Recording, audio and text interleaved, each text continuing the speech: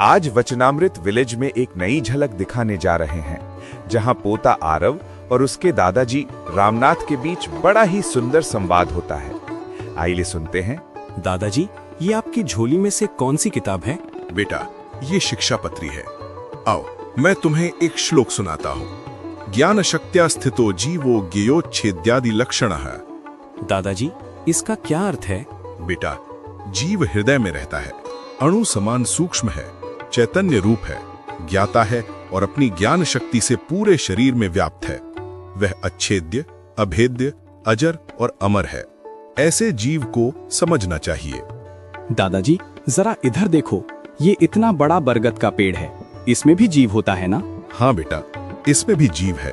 और देखो दादाजी, ये भाई उस डाल को काट रहा है और वही डाल यहाँ जमीन में रोप रहा है और पानी भी दे रहा है।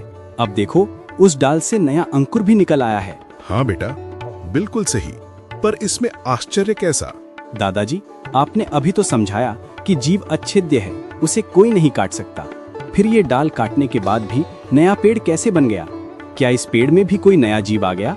वाह बेटा वाह, आज तो तूने मुझे वचनामृत की याद दिला दी। सच में दादाजी, कैसे? बेटा, गड्डा प्रथम का 13वां वचनामृत है। उसी में नित्यानंद स्वामी ने श्री जी महाराज से यही प्रश्न किया था। अच्छा हुआ कि आज तुझे यही जिज्ञासा हुई। अब मैं तुझे वही ज्ञान दूंगा। दादाजी, तो फिर मुझे बताइए, इस डाल का रहस्य क्या है? बेटा, जीव अपने कर्म के अनुसार एक शरीर से दूसरे शरीर की उत्पत्ति करता है। जैसे कश्यप प्रजापति के शरीर से अनेक प्राणियों की उत्पत्ति हुई थी, वैसे ही भगवान अंतर्यामी रूप से प्रत्येक जीव के कर्म के अनुसार उसे नया शरीर देते हैं। परंतु जो जीव दूसरे शरीर की उत्पत्ति करता है, वह जीव अनेक रूपों में नहीं हो जाता, बल्कि जिस जीव को उसके कर्म संबंध से नया शरीर मिलना है, उसी को उत्पन्न किया जाता है। वाह दादाजी, आज तो मुझे बहुत बड़ा आत्मज्ञान हुआ। धन्यवाद कि आप मुझे वचनामृत विलेज में लाए।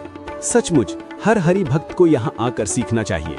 हाँ बेटा, ये सब श्री जी महाराज की कृपा है। जय श्री स्वामी नारायण।